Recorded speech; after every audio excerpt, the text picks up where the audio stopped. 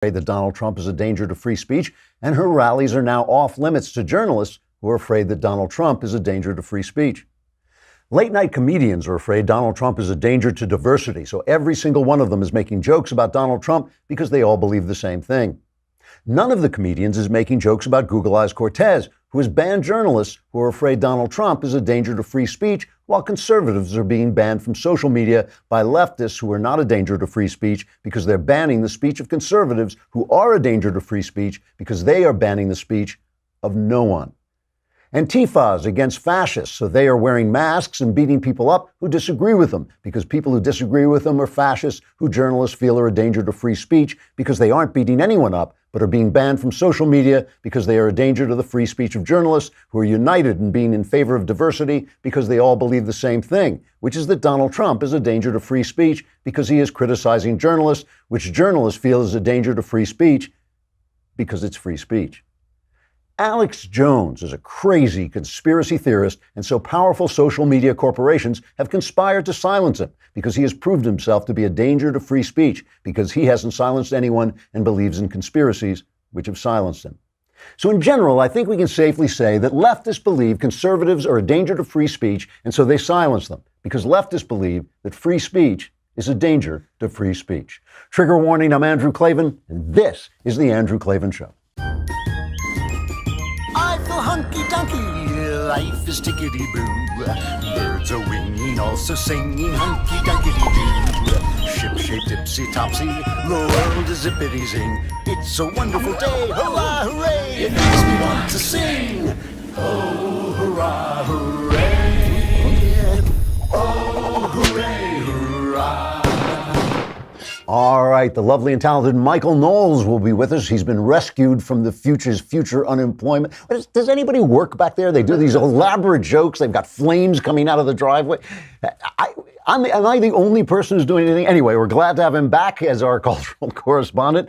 And we've got Skillshare. You know, over the weekend, I set up my new keyboard because I want to teach myself to play piano, and Skillshare is a great place to go to learn stuff because Skillshare is an online learning platform with over 20,000 classes in business, design, technology, and more. You can take classes in just about anything: social media marketing, illustration, data science, creative writing, you name it, they have got it. I have tested them out. I've tested them out on things I know about, like writing, and they give very good advice for how to get started. And I've tested them out on things that I don't know about, like podcasting. When we wanted to do Another Kingdom, I actually took some of their classes. Really good stuff. Experts giving you a series of classes that are, you don't have to pay for more in the middle of them. You pay for Skillshare and then you get them all. Whether you're trying to deepen your professional skill set, start a side hustle, or just explore a new passion, Skillshare is there to keep you learning and thriving. Join the millions of students already learning on Skillshare today with a special offer just for my listeners. You get 2 months of Skillshare for just 99 cents. That's right, Skillshare is offering the Andrew Klavan Show listeners 2 months of unlimited access to over 20,000 classes for just 99 cents. To sign up, go to Skillshare.com/Andrew, Skillshare.com/Andrew. 2 months for 99 cents at Skillshare.com/Andrew. 99 cents is like nothing. It's nothing, It's like 2,000 classes. Come on. All right. So, I'm not the first person to notice this, but obviously we know that when the left accuses you of something, it's usually something they do. They're very big on projection. They accuse the right of racism because they think everything is about race because they're racists. So they accuse us of racism because they're racist. They accuse us of sexism, and they treat women, feminists especially, they treat women like these irrational little flowers who fold up as anything. It's like, we don't do that, but they accuse us of that. But the important one that they're doing now to Donald Trump is they accuse us of going insane because they are going insane. They are going nuts. We are in the midst. When conservatives are very bad at discussing the culture, they really do not know the culture. And I despair of it because even our brightest guys who seem to be talking about the culture sometimes are not doing it very well. And one of the things that we mistake is we mistake the products of the last culture, which is like what's happening now, Donald Trump, who's the product of a culture of the last 50 years, with the culture, what's happening in the culture now. Donald Trump is the creation. What we're experiencing now is the breakdown of feminist culture. We're watching the feminist culture of the last decades collapse. So the minute Donald Trump, took office. We had women walking around the streets with hats, which represented the fact that their vaginas are now where their brains are supposed to be. So we're watching feminist culture break down entirely. The Me Too movement. We're suddenly finding, all those guys who support, even the woman, that actress who was the head of the Me Too movement has now been charged with abusing a guy. We're finding out that feminist sexuality and feminism in the workplace didn't really work out that well for women. So that's all kind of breaking down. But Trump is a creation of feminist culture, because feminism, you know how they say with guns that if you outlaw guns, only outlaws will have guns. Well, under feminist culture, they outlawed masculinity. So only outlaws could be masculine. And if you look back at the culture of the last, 20, 30 years, what are the shows that feature the most masculine men? You get The Sopranos, you get Breaking Bad. I was at the Sony lot pitching a television show to this woman. And I look out the window, this producer, and I look out the window and there's a van outside. And people are walking up to this van and touching it like it is the true cross. I mean, seriously. And finally, as I finished my pitch, I said, what is that? What is that? And she said, that's the van where the guy in Breaking Bad cooks the meth.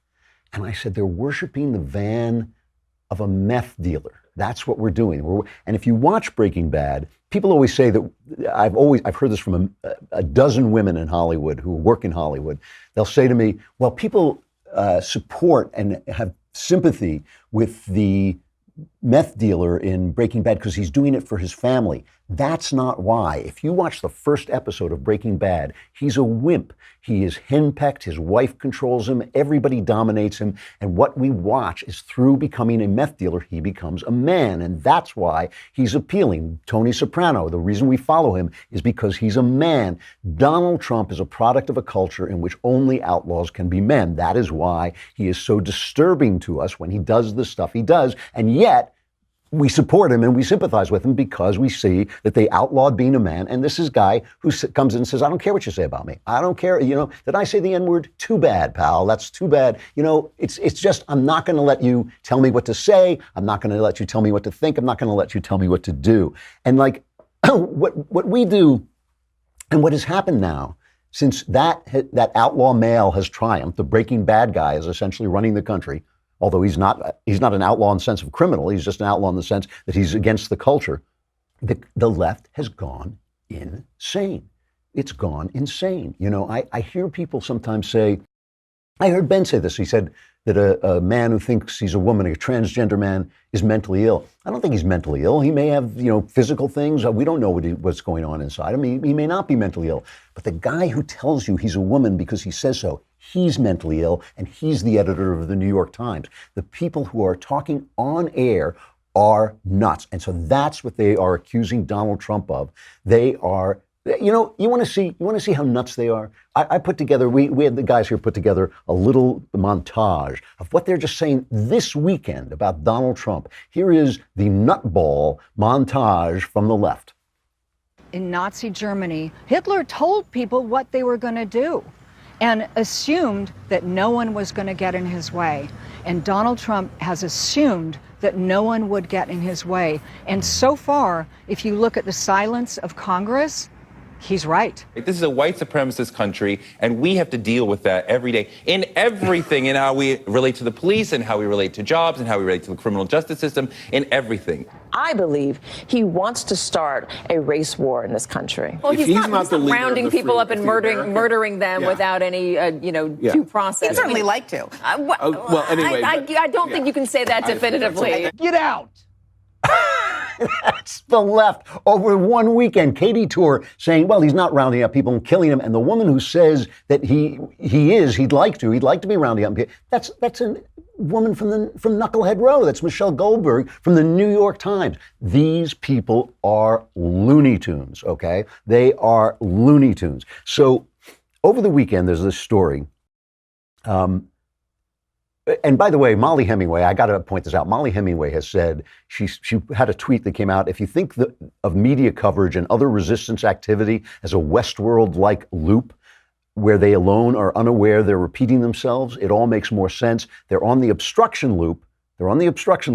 They'll soon hit the 25th Amendment one again. That's where you replace the president because he's nuts. Okay. So that was something she said like a year ago. That was something Molly said like a year ago. So over the weekend, Maggie Haberman and her colleague at the New York Times, they write a story. And let's remember that Maggie Haberman, in January 2015, there was a strategic memo from the Clinton campaign. The memo was called Shaping a Public Narrative. This is from Cheryl Atkinson's book, right? And Clinton officials described Maggie Haberman, who then worked for Politico, as an ideal, friendly journalist willing to generate positive press for the Clinton campaign. We feel that it's important to go with what is safe and what has worked in the past. We've had a very good relationship with Maggie Haberman of Politico over the past year. We've had her tee up stories for us and have never been disappointed.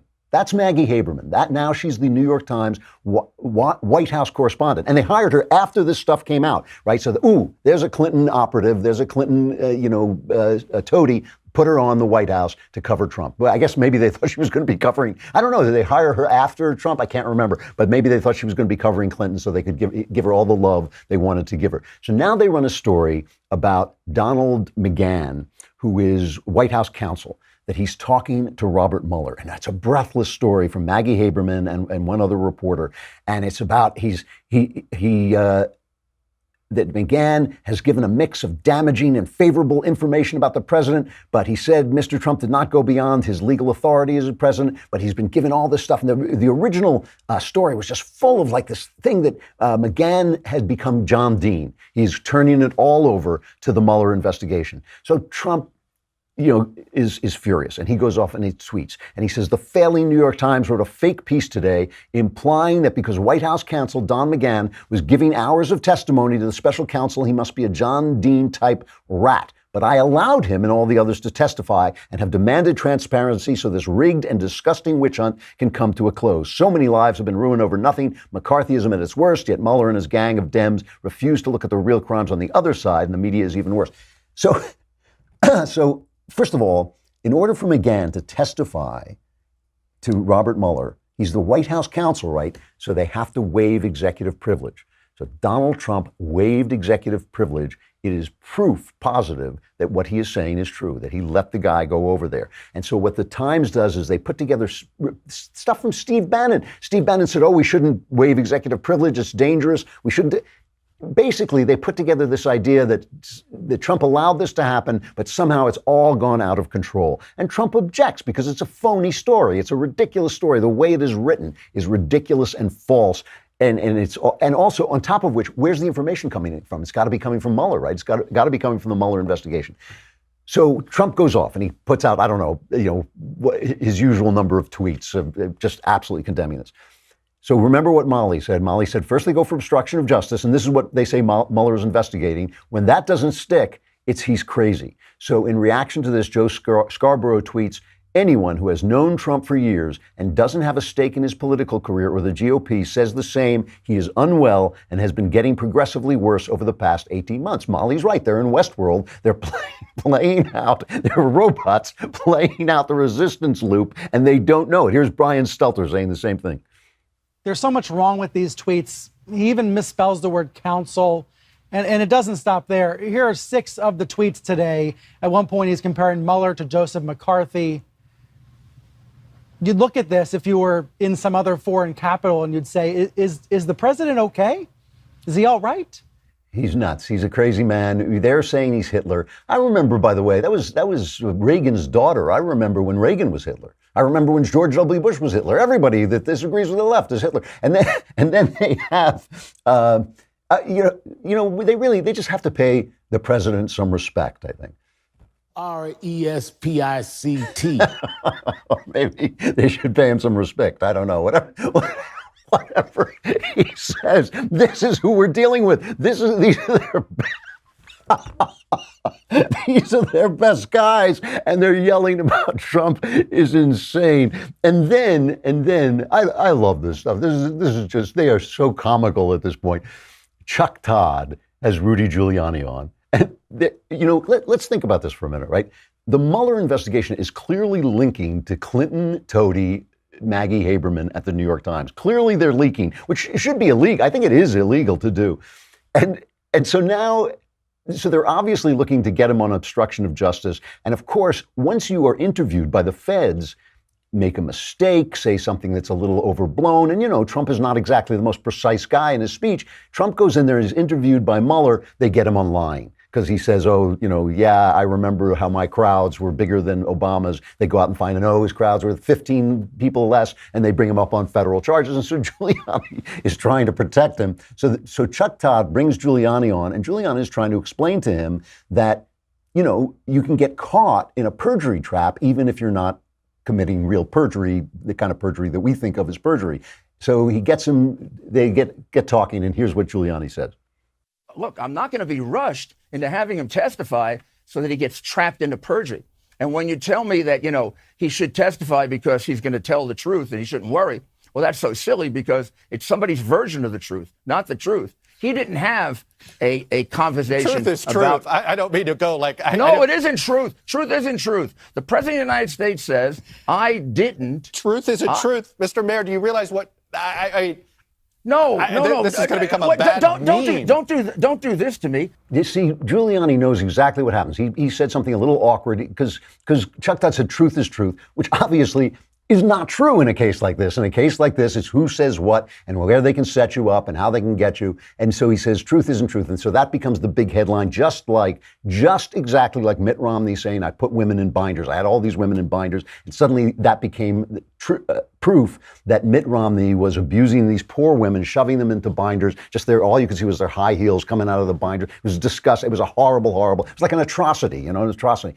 Because they own the echo chamber. So they can take that out of context where he was clearly saying you only get a version of the truth. You don't get the truth from people. They take it out of context and they think, oh my gosh, we have him. We've got him. It's the echo chamber. He's in the echo chamber. And they're going to repeat this forever. What they don't understand, they have not gotten yet, is that Trump has an echo chamber too. And some people on the right who are so anti-Trump, they don't understand that this is a good thing. It is a good thing that Trump is creating another kind of echo chamber. They don't understand. We're not listening to them anymore. They're nuts. They're sitting around saying that Trump is Hitler. They're saying he wants to round people up and shoot them. They're saying he wants to start a race war. They're saying they're living, my favorite, they're living in the Handmaid's Tale. I just have this picture of these left-wing billionaire matrons sitting out on Martha's Vineyard saying, yes, it's terrible, it's like we're in the Handmaid's Tale, darling. Would you bring me another cocktail, please? Yes, we're in the Handmaid's Tale. They're living in this imaginary world, and they think we're going to join them too. And then when Trump strikes back, it's like daddy's home. When Trump strikes back, it's like, oh, he hit, oh my, it's like, the little kid who annoys you, and you finally give him a smack, and it's like, what did you do to me? That's what they act like. He takes away this perfidious gas bag. John Brennan is he's a ex-CIA director and communist, accusing the president of treason, right? And Trump says, that's out of line. I'm taking away your security clearance so you can't go around cashing in on your government service by calling the president of the United States, treason. So the gas bag tries to pull this back. First, he tries to pull it back. And even on MSNBC, they're calling him on the fact that he called the president a traitor. So here he is trying to dial it back. For the President of the United States to continue to prevaricate on this issue, I think does a great injustice and a disservice to the men and women of the intelligence law enforcement community, and does a great disservice to the citizens of the United States. And that's why I said it was nothing short of treasonous. I didn't mean that he committed treason, but it was a term that I used, nothing short of treasonous. Well, you didn't mean that he committed treason, though. I said it's nothing short of treasonous. That was the term that I used, yeah. That's the... If we diagram the sentence, nothing short of treasonous means it's treason. This Rachel Maddow, that is Maddow, right? It's not Knowles, that's Maddow. Yeah, no, Rachel Maddow says, Michael Knowles, lookalike Rachel Maddow, herself is saying, if you say it's nothing short of treasonous, he committed treason. Well, I didn't say he committed treason, but then Chuck Todd has him on and he's back again. This is like where this guy is. After getting one smack in the face, he's suddenly a toddler who doesn't know what he's talking about. Do you regret essentially accusing the president of treason? Do you regret some of the things you have said? I called his behavior treasonous, which is to betray one's trust and to aid and abet the enemy, and I stand very much by that claim. You are the former CIA director accusing the sitting president of the United States. It's not a private citizen. A lot of people hear the former CIA director accusing the sitting president of the United States of treason. That's a monumental accusation. Well, I think these are abnormal times. See, even Chuck Todd knows you got to pay the president some respect. RESPICT.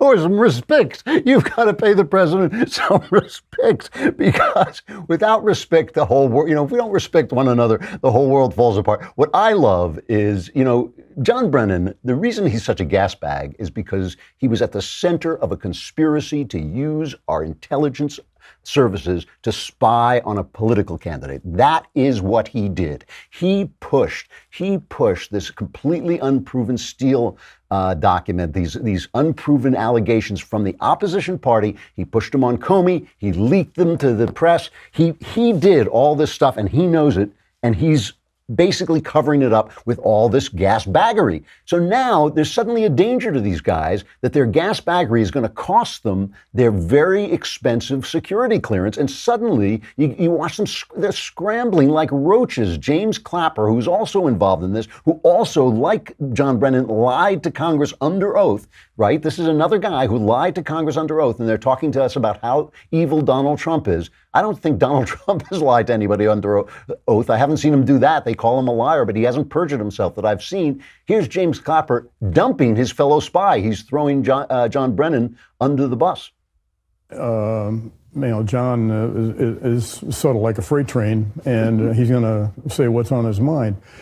I think, though, that the common denominator among all of us that have been speaking up, though, is genuine concern about the jeopardy or threats to our institutions and values. And although we may express that in different ways, and I think that's what this really is about. But John and his rhetoric have become, I think, an issue in and of itself. John and his rhetoric have become an issue in and of itself. Sounds like John Brennan is losing some of his colleagues' respect. That's SPICT. I can't stop. I can't stop it. I'm just like, oh my goodness, respect.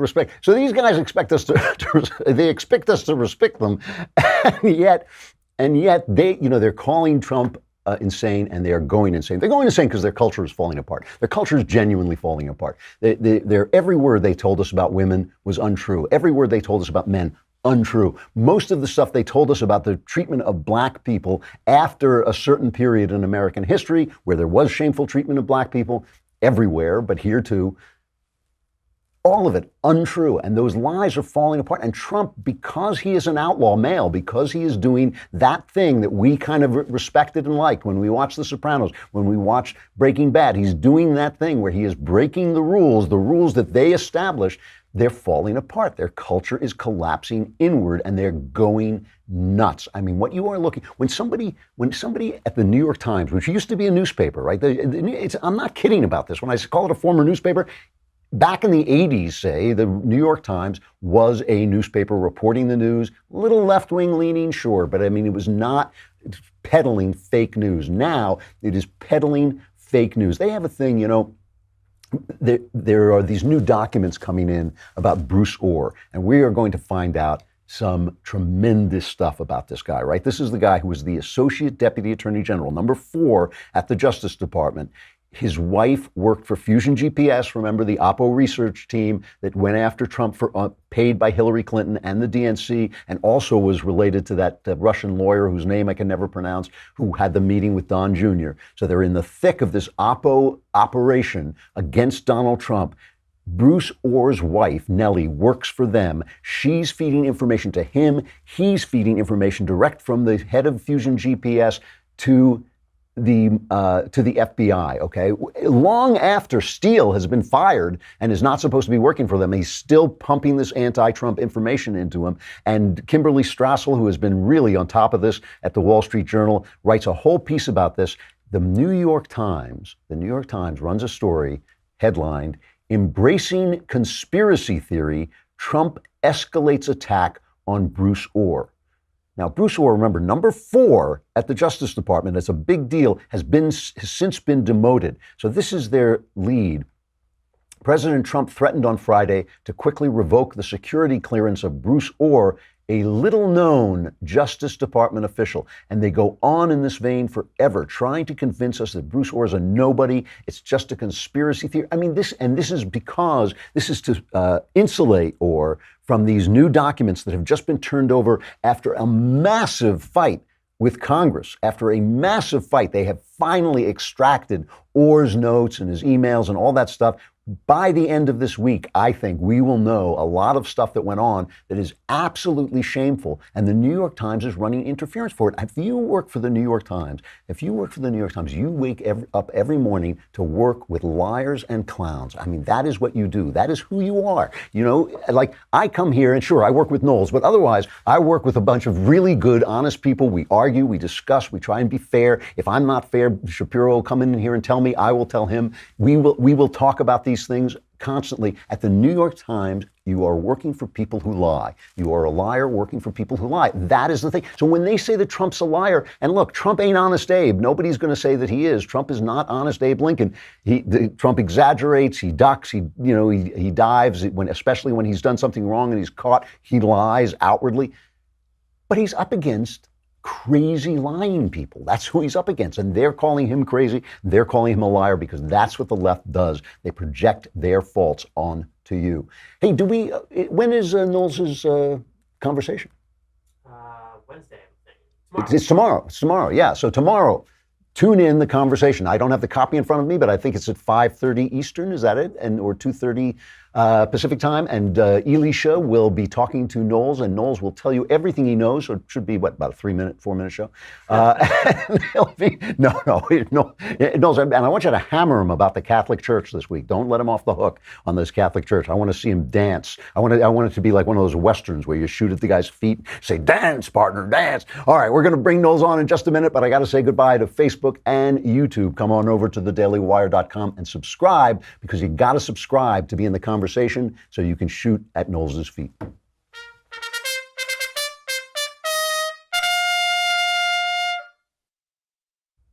All right, Knowles, how you doing? I'm here. Hey, thanks for all the kind words I assume you were saying about me. I couldn't hear the early part of the show, but I assume it was all very nice. I was lavishing praise. I told him to come after you on your conversation tomorrow. I told him to come after you for the Catholic Church, and I want you to be personally blamed for everything. I think that's fair enough. I realized that one of the unpopular realizations of this whole Catholic scandal is that the main guy to blame is the devil, and people regularly confuse me with the devil. So I think that's totally fair. Why is that? It's just a strange resemblance. Something about my hair, I don't know, my teeth, my fangs, I don't know. I will say, though, I have to be kind to you. You are doing a great job on Another Kingdom. We've now done 3 episodes, right? I think we're 3 in now, yeah. Yeah, so we're getting ready to roll. Early October, I think, is our date.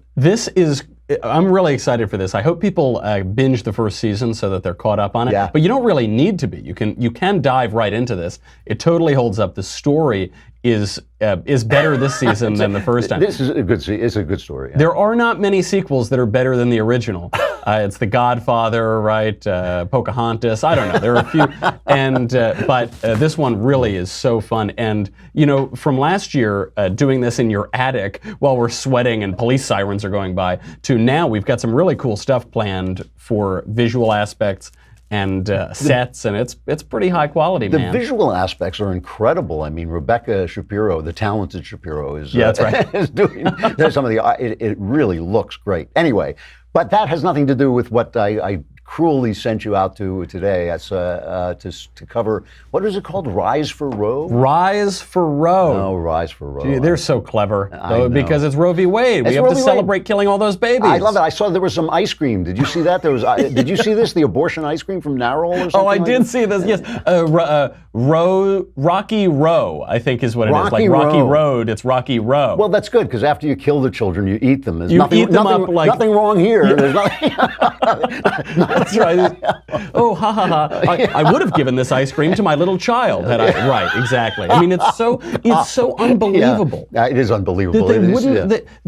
Because it's really. I mean, it's sort of funny in this very dark way. Right, but they're using this symbol of childhood to celebrate killing children. It is amazing. But it is what, I was saying this when we were talking about the Catholic scandal. It is what evil does to people. It makes them laugh at the worst things. It gives them a sense of humor about other people's suffering. It's bizarre. Bad ideas do this to people. That is true. You see this all around with the Hollywood pedophilia scandals. Yeah. They're all making these crazy jokes. And this is amazing. So this event, Rise for Roe, it's going all around the country. It's being run by these 5 basically unemployable Democrat hacks. It's got, this woman, Lauren Duca, this radical abortion advocate. She writes for Teen Vogue. That's her outlet, really. Bernie Sanders' press secretary is there. Another lady, Rocketto, who runs a bunch of lefty groups. A couple others who run these lefty groups. And of course, the devil herself, Cecile Richards, is sitting around there. Oh, is she there? She was there. Yeah. And Alyssa Milano, the actress, the former actress and now Twitter personality, was there. She dressed up like the woman from The Handmaid's Tale. Did she really? She did. It's real. I hope maybe we'll get the picture. It's her holding a sign, which of course the internet has had great fun with. Her frowning, looking like the lady in The Handmaid's Tale. And this is the story. The left has always relied on useful idiots from Lenin and Stalin onward. So now you've got the kind of Soros type, Cecile Richards. These aren't stupid people. These are serious people. And then you have Alyssa Milano. And Alyssa Milano, her line on all of this is, it is effing absurd that we're still fighting for abortion. If Kavanaugh is confirmed, it, quote, will literally affect everything we know to be true as American citizens. It will really, literally affect everything we know to be true as American citizens. Boy, that's a powerful position. That's good. I should get that job. Yeah. It didn't occur to me. I thought mostly you were analyzing tax laws and stuff like that. Not to leave the subject, but just for a minute, the New Yorker today ran an article in which Lawrence Tribe, the Harvard law guy, who said that it was analyzing Kavanaugh's sports reporting in college to see what kind of a judge he would be. And he said, you can see he gives too much power to the executive in his references to umpires. It was like, I couldn't have made it up. It was beautiful. He was burning them like tea leaves. He was writing, Of course, it is beyond parody now. Actually, the only person who's being honest about all of this is Chelsea Clinton with this Rise for Roe stuff, but I'll get to that in a second. All right. So this all took place at the El Rey Theater. You know the El Rey Theater. It's about 700-person theater in L.A. Okay. You would expect this big popular movement being put on by Planned Parenthood, by the pro-abortion NARAL, that it would be this big rally, right? No, of course not. It's in a 700-person theater. I don't know if they filled it up. It's unclear. To put this in perspective, I was just at Ben's live show the other day in Dallas and Phoenix. He put on just regular podcasts in a 4,000-person theater. Wow, which was packed. Which was utterly packed, standing room only. We had to turn people away. So that's just a sense of that. The reason why pro-abortion advocates are so diminishing in their influence is because all of the lies are being exposed. For years and years, we heard 5,000 to 10,000 women a year die from back alley illegal abortions before Roe. That isn't true. We know exactly how many women died from illegal abortions before Roe. That number's 39, not 3,900, not 39,000. Over what period of time? 39? One year. 39 women died from illegal abortions. Across the country. Across the country, and 24 women died from legal abortions that same year. Yeah. So now when you consider that only 20 states had legal abortion at that time, you actually realize that illegal and legal abortion were statistically just as dangerous that year. Right. Yeah. So where did the 10,000 number come from? It was pulled out of thin air, and we only know this because the man who pulled that number out of thin air admitted to it. Dr. Bernard Nathanson. He was the founder of NARAL, the biggest pro-abortion group. He had a come to Jesus moment, and he said, this is his exact quote, "It was always 5,000 to 10,000 deaths a year. I confess that I knew the figures were totally false, and I suppose the others did too if they stopped to think of it. But in the morality of our revolution, it was a useful figure widely accepted, and why go out of our way to correct it with honest statistics? The overriding concern was to get the laws eliminated. Anything within reason that had to be done was permissible." Wow. So this lie has been debunked by the guy who started it. Yeah. Then we've always heard, oh, it's a clump of cells, it's not a human, it's a platypus or whatever these people say it is. Now we have images of 18-week-old babies sucking their thumbs in the womb. Sure. We have, right now you can get an abortion not just at 24, 26 weeks. There are places where you can get it far later than that. Yeah. And we also see that babies born at 20 weeks, 21 weeks are viable and they live. They live, and now some of those kids are 3 or 4 years old.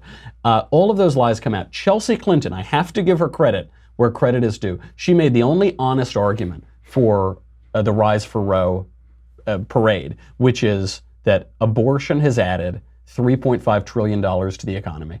That's her argument.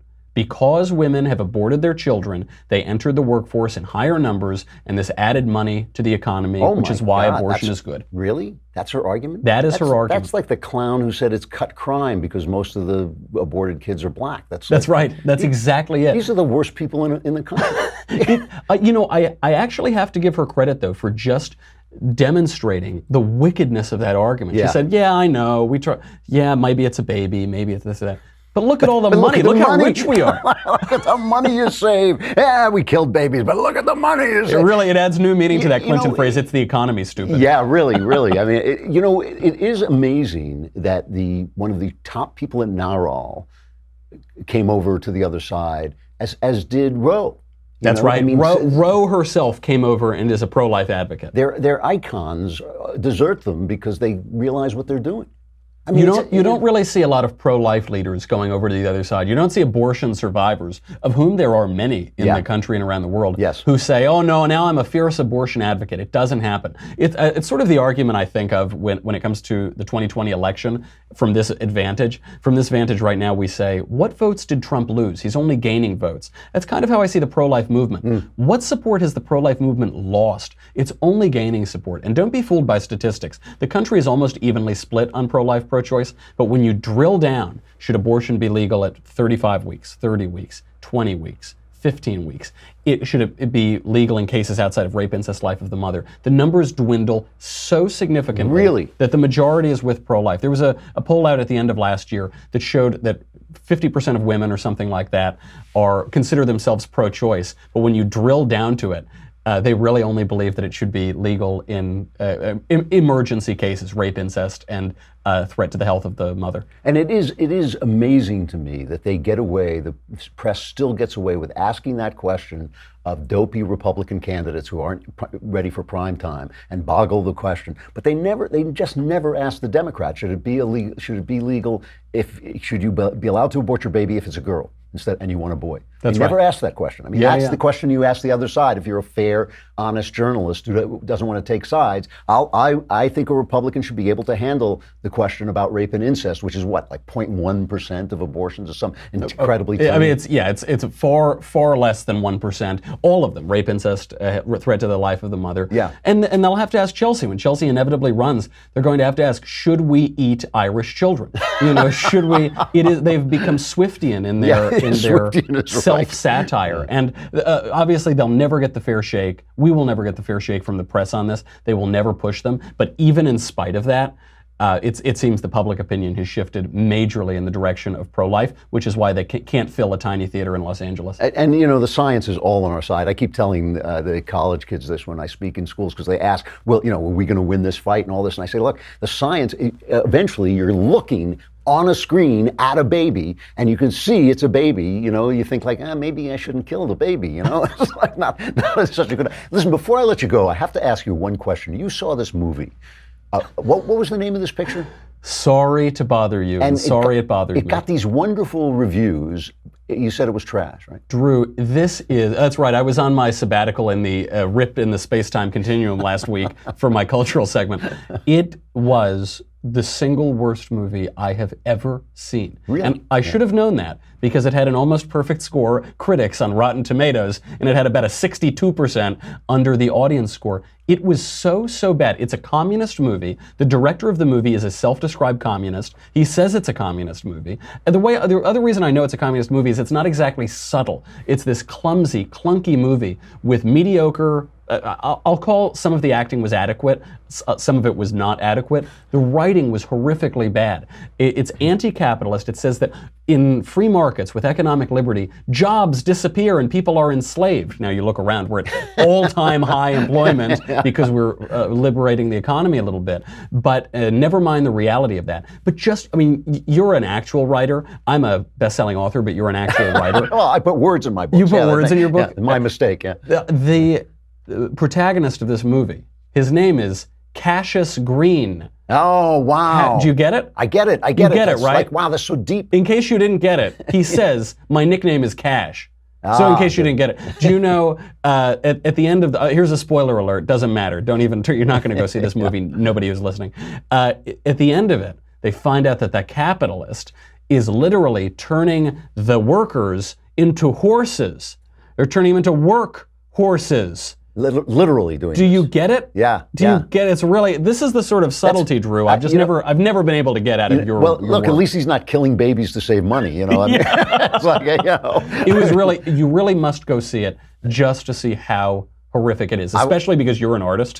I will wait until it's on Netflix. I think I don't want to give anybody any money. But he's a communist. He doesn't want my money, right? That's right. He doesn't. Yeah. He look. He you doesn't got it for want your free. I money. take it. Yeah. That's right. It's really. It is crazy to imagine if a director came out and said, "Oh, I'm a Nazi." Yeah, I'm a Nazi. No, I'm a Nazi. I'm making a Nazi movie. Yeah. But no, when it's communists have a lot more blood on their hands than the Nazis, and they get away with murder, literally. What's on your show today? So today we're going to be talking about, I don't know if you've asked this question before, Drew, but is truth truth? Is truth truth? I don't know. We're going to be talking about Mr. Mayor and explaining why his statement, which is on the face a real gotcha, obviously not true, why he actually is completely right. He's completely right, yeah. He's completely right when it comes to the media, when it comes to Democratic operatives, and we're going to expose that point by point. But at least they're honest enough not to say he stuffed women into binders. You know, that's That's right. All right, thanks a lot, Knowles. I'll talk to you later. See you, Drew. Bye. All right. Remember, the conversation, it's Wednesday, you said? Tomorrow. Yeah, it's tomorrow. The conversation tomorrow with Knowles. Subscribe now so you can ask him questions and make him deeply, deeply uncomfortable. Our crappy culture.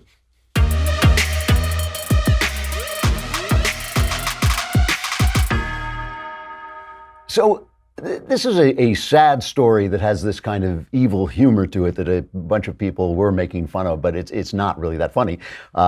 ISIS militants killed two people. They killed, no, wait, I'm sorry, 4 tourists. They killed 4 tourists in Tajikistan or somewhere like this. And one of them, a guy named Austin, was taking they were taking a round the world bicycle trip, and he was writing and blogging, and he said, you read the papers and you're led to believe that the world is a big scary place. People, the narrative goes, are not to be trusted. People are bad. People are evil. I don't buy it. Evil is a make-believe concept we've invented to deal with the complexities of fellow humans holding values and beliefs and perspectives different from our own. By and large, humans are kind, self-interested sometimes, myopic sometimes, but kind, generous, and wonderful and kind. And he was then killed by ISIS. So the story goes around, and of course, there is something ironic, I guess is the word, right? Because it's not funny that these young people were killed, and it's not funny, you know, I mean, look, most of us when we're young have wrong concepts. We are idealistic, and most of us learn things from experience, but you want to live through the experience to learn it. So the fact that they got killed by ISIS is because ISIS is evil. So there is this ironic contrast between this blog, evil is a make-believe concept we've invented to deal with the complexity of fellow humans, holding values and beliefs and perspectives different than our own, and ISIS holding values and beliefs different from our own, which include murdering this guy. And the mistake that people make with this, I was on a panel of writers once talking about evil, and they all made the same mistake, is the true truths of life are spiritual truths, and they exist on the spiritual plane like ideas. Like ideas, they have no material being. We give them material being with our words, with our flesh, with our actions. We are the words, the language with which the spiritual world expresses itself. Evil is more real than you and me. Evil is more real than you and me, but even an evil person usually just expresses it somewhat, right? Even Hitler was nice to his dog. Humans do not express absolute evil, but that doesn't mean that absolute evil doesn't exist. The expression of evil in the world comes from people like ISIS who murdered this guy. And the mistake they make is when they meet people and they find things that they're certainly right that most people are perfectly nice and fine, but the mistake they make is they meet people who are evil and they find something that they can relate to in them because they're also human beings. They don't understand that the evil exists on a spiritual plane that is more real than this one. And that is the contrast there. It's not funny because people lost their lives, but it is ironic that we have this culture that is so rich, so safe, so well-to-do that it has forgotten, it feels insulated from the spiritual truths of life. You are never insulated from them. They're always real, they're always there, and not just evil, but good as well. All right, tomorrow we will be back, and have we got a guest tomorrow? We do. We have no idea who it is, but it's going to be somebody fantastic. I'm Andrew Klavan. This is The Andrew Klavan Show. Be there then.